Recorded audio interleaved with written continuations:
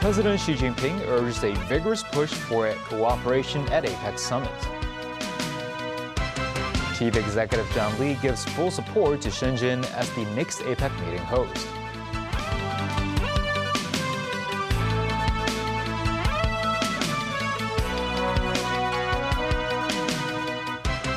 Good evening and welcome to TVB News. President Xi Jinping has urged Asia-Pacific economies to enhance cooperation, which he said would be mutually beneficial. Speaking at the Asia-Pacific Economic Cooperation, or APEC, meeting in South Korea Saturday, Xi outlined a three-point proposal in which the economies could work together. Tracy Furness has more. President Xi Jinping and Hong Kong Chief Executive John Lee greeting Indonesian President Prabowo Subianto. And Japanese Prime Minister Sanai Takaichi talking to Australian Prime Minister Anthony Albanese. Leaders of 21 Asian and Pacific Rim nations met in the South Korean city of Gyeongju for this year's APEC and Asia-Pacific Economic Cooperation Summit. President Xi focused on his three-point plan for the region, firstly urging the Asia-Pacific economies to further unleash the potential of digital and smart development to give the region a fresh edge in innovation-driven development. The proposal stated the economy should fully harness new technologies to empower and propel them forward, bearing in mind the well-being of humanity, and promote the sound and orderly development of AI or artificial intelligence, adding China is ready to work with APEC members to enhance AI literacy and bridge the digital and AI divide in the region. 한국이 설립을 추진하고 있는 South Korean President Lee Jae-myung saying his country is establishing an Asia-Pacific AI Center which aims to promote the exchange of AI policies and bridge the AI gap. Secondly, Xi called on Asia-Pacific economies to stay committed to green and low-carbon development, to build a new paradigm for sustainable development, adding the region should keep in mind future generations. Thirdly, Xi called for building an inclusive and universally beneficial future to foster a new dynamism in the inclusive growth of the region, calling the economies to always put the people first. On Friday night, K-pop stars and Korean artists were out in force to entertain the APEC leaders and their spouses at a dinner. Welcome to APEC. G-Dragon introducing himself in Korean as the official ambassador of APEC 2025 before entertaining the audience. The Chinese city of Shenzhen will host the 33rd APEC Economic Leaders Meeting in November 2026. The announcement was made by President Xi Saturday. He lauded the city as a miracle in the history of world development, starting as a small backward fishing village into a modern international metropolis in just a few decades. It will be the third time China has hosted the APEC Economic Leaders Meeting. Tracy Furness, TVB News. The APEC leaders' informal meeting concluded today, stressing interconnectivity, innovation, and prosperity as three priorities that all participating parties should jointly pursue. This as South Korean President Lee Jae-myung earlier held talks with President Xi, during which the former emphasized the importance of Sino-Korean economic ties and noted China's important role in ensuring peace on the Korean peninsula. The meeting urged all parties to jointly develop their shared region into the world's most vibrant economic hub, which allows for an environment that facilitates trade and investment. A special point was made on turning cultural and creative industries into a new engine for growth. Meanwhile, South Korean President Lee Jae-myung said he will strive for opportunities to dialogue and cooperate with China, while at the same time ensuring peace and stability in Northeast Asia. In a statement concluding his trip to the APEC summit in South Korea, Chief Executive John Lee said the occasion allowed him to strengthen ties with several participating countries and that he strived for the city's membership in the Regional Comprehensive Economic Partnership, also known as RCEP. This as the CE also reported the latest developments in the SAR to President Xi Jinping. Having earlier participated in the APEC leaders' informal meeting at the summit in Gyeongju, Chief Executive John Lee spoke about his reports on the city to President Xi Jinping over the course of his stay in South Korea. 習主席係好關心香港， He said President Xi cares deeply about the SAR and that the president discussed with him geopolitical issues that the nation currently faces. He added that throughout the summit, he met leaders of various economic bodies and held talks with them on matters surrounding international cooperation. When asked whether he talked about the upcoming Legislative Council election during the summit, the Xi said he did not bring up the topic due to time constraint. Lee highlighted his meetings with a number of ASEAN leaders during his time in the South Korean city and urged them to support Hong Kong's membership in RCEP. The Xi said most of the leaders he approached show support for the city's membership in the economic body.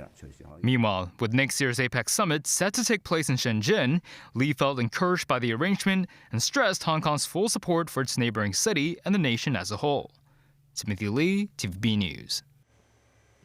After the meeting between President Xi Jinping and U.S. President Donald Trump in Busan earlier this week, the White House released multiple photos of the Xi-Trump meeting, showing that there were also relaxed moments during their talks.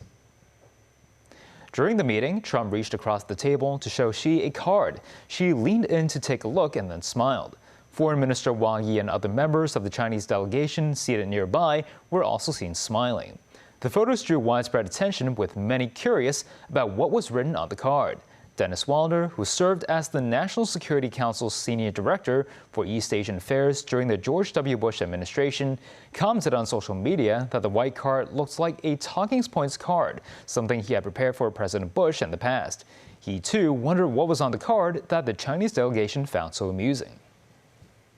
And still ahead, the Shenzhen spaceship docks with Tiangong Space Station. A look at the visa-free trade zone at the China-Kazakhstan border. And Donald Trump gets into the Halloween spirit.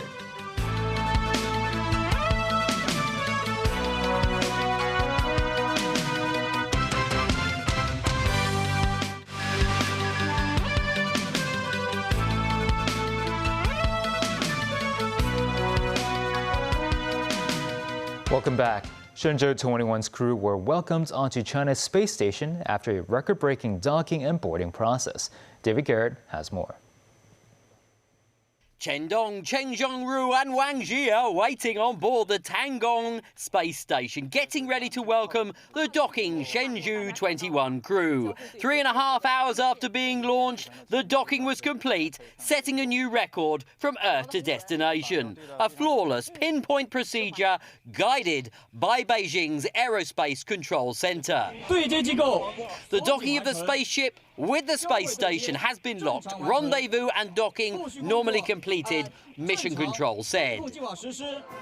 Just hours earlier, the astronauts had been on a bus, taking them to the launch site in northwest China, waving to the crowds and to the cameras. The three, led by Commander Zhang Lu, who had previously been on Shenzhou 15, were soon put into the spacecraft, preparing for blastoff. The other two crew are payload specialist Zhang Hongjiang and engineer Wu Fei. Wu, originally from Inner Mongolia, becomes China's youngest taikonaut at the age of 32. At 16 minutes to midnight, the Long March 2F carrier rocket blasted off, carrying the trio into the night sky and then into orbit. After 10 minutes, Shenzhou 21 separated from the rocket, entering its designated orbit. The crew on their way to the space station, 425 kilometers from Earth. The 7th mission there since it was completed 3 years ago. At 3:22, the vehicle docked with Tiangong, and then at 2 minutes to 5 this morning, the hatch was opened as new arrivals climbed aboard what will be their home for the coming weeks. Just over 5 hours after being on the ground in China, the trio were inside the space station. Incoming Commander Zhang congratulated his opposite number, Cheng Dong, and partners for all their hard work over the previous weeks. Smiles and embraces as the sitting crew welcomed friends from Earth. It felt heartwarming and amazing to have the family welcoming us, relative youngster Wu said on his history-making morning, adding he now has to quickly get used to living in space. They posed for a snapshot ahead of a handover that will take about 5 days. David Garrett, TVB News. Flights have resumed in Jamaica as the island nation tries to recover from Hurricane Melissa. Aerial footage shows dreadful damage after storm surges caused flooding, which fell to high winds, ripping buildings apart. UNICEF say up to 1 million families have been affected, with some separated by extreme conditions. Many roads are impassable with cars abandoned. Healthcare is at a premium and schools shut. Thousands remain in shelters. Half of Jamaica is without power, with many mobile phone signals down. Horgos Port in Shenzhen has long been a vital fortification along the Silk Road. Today, it is the largest land port in western China, facilitating exports to Central Asia and Europe. The border area features a joint business zone managed by China and Kazakhstan. Sakura Ib has more from Shenzhen. At Horgos Port, private cars line up for customs scanning and inspection. Drivers can complete immigration procedures using facial recognition without leaving their vehicles, with the entire process taking as little as 15 minutes. Last year, the 24-hour port handled over 45 million tons of cargo, marking a 9% year-on-year growth, while China exports fruit, vegetables and electronics from across the nation. It also imports food, chocolates and minerals from Central Asia and Europe. Notably, the first batch of goods from Belarus arrived in July, featuring fruit platters, crystal glasses and household items. We hope to expand more because currently we are providing China with our Belarusian goods, which are mainly agricultural machines and products. Adjacent to the port is the Sino-Kazakh Cooperation Center, a 5.6 square kilometers joint venture established in 2012, providing services in trade, warehousing, transportation and finance. Citizens can shop here with a duty-free limit of 8,000 yuan of Chinese nationals and 500 euros for Kazakh citizens. Last year, the area welcomed over 10 million visitors from both countries, with a record expected this year. Local officials plan to introduce Chinese medicine services to enhance cultural exchange. Where I'm standing now is the border between China and Kazakhstan. People need to enter this zone with their permit and passport. As of now, I just crossed from Kazakhstan to China. Sakura, TVB News, Xinjiang.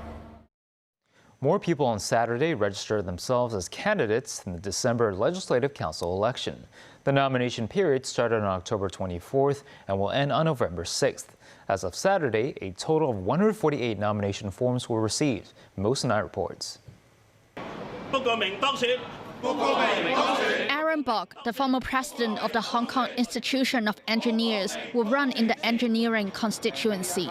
Lawmaker Lo Wai Kok from the Business and Professionals Alliance for Hong Kong, who decided not to run again, came to support Bok. Interestingly, Bok's opponent, Wilton Falk, the Associate Dean of HKU's Faculty of Engineering, also received the support of Lo. The Chinese General Chamber of Commerce fields Andrew Yao, vice chairman of the organization, and Ivan Wong, the chamber's standing committee member, to compete in the commercial constituency. Ip Zigin, a former senior management member at Bank of Communications, will run for the finance constituency. He will compete against the incumbent legislator Chen Zhenying. Simon Lam, the co-CEO of Hong Kong China Pacific Life Insurance Company, will run in the insurance constituency against lawmaker Chan Pui-leung. For the election committee constituency, competitors are legislator Chang Xiu-hong, accountant Andrew Fan, whose mother is Rita Fan, the former LegCo president, Ng Yun Ting, a member of West Kowloon Cultural District Authority Board, Lau Ga-kern, CEO of Million Cities Holdings, and Alex Fan, a Hong Kong barrister. Meanwhile, DAB legislator Vincent Tan will seek re-elected in Kowloon West constituency. Other candidates in the constituency are Kowloon West New Dynamic legislator Scott Leung, Yau Tsin Mong District Councillor Guan Wen-si, and Sham Shui Po District Councillor Peng Jiu-fei. In Kowloon East constituency, the candidates are DAB lawmaker Frankie Ng, Kwun Tong District Councillor Jem Pui Gong, FTU legislator Dang Ga-biu, and Kwun Tong District Councillor Leung Si-wen. On a radio program, Chief Secretary for Administration Eric Chan reminds residents to vote on the December 7th poll day. Chan said the government's ideal KPI for the election is that all voters will cast their ballot on the day. Mums 9, TVB News. The Fire Services Department held the launching ceremony of its Winter Disaster and Emergency Preparedness Promotional Month earlier today in a bid to spread fire safety awareness to the community. Many may panic once hearing a fire alarm, resulting in serious or even fatal mistakes. With Hong Kong stepping into a cooler and drier season in November, the Fire Services Department launched its promotional month, targeting this season to increase the public's fire safety knowledge. A variety of methods to combat blazes were taught at the event, while temporary measures for residents who fail to evacuate in time were also demonstrated, such as taping up and placing a wet towel at the bottom of the front door, as well as the installation of smoke detectors. Residents could also try putting on special attire. The Fire Services Department recommends residents to purchase these fire escape hoods, which are available online to prepare for possible fires. Users simply have to remove this plug before placing it tightly on their heads. Meanwhile, Deputy Director of Fire Services Wong Ka-wing addressed a recent fire caused by an electric car in the Laguna City housing estate. He said Fire Services personnel are equipped with some of the most advanced hardware to tackle fires, including a fire blanket specifically made to put out blazes caused by electric cars. Regarding the cause of eruption, Wong said lithium batteries overheating are usually the cause of electric car fires, and reminded residents to stay calm in such situations and evacuate to a safe location. From the White House to Ireland, Mexico City and beyond, Halloween celebrations took place across the world on Friday. Darren Rao takes a look at some of the highlights. People in New York City put on their wackiest costumes and made their way to the 52nd Annual Village Halloween Parade. Marching bands could be heard echoing throughout the city as they made their way down the boulevards. The parade, which started at the corner of Canal Street and 6th Avenue, ended on 15th Street.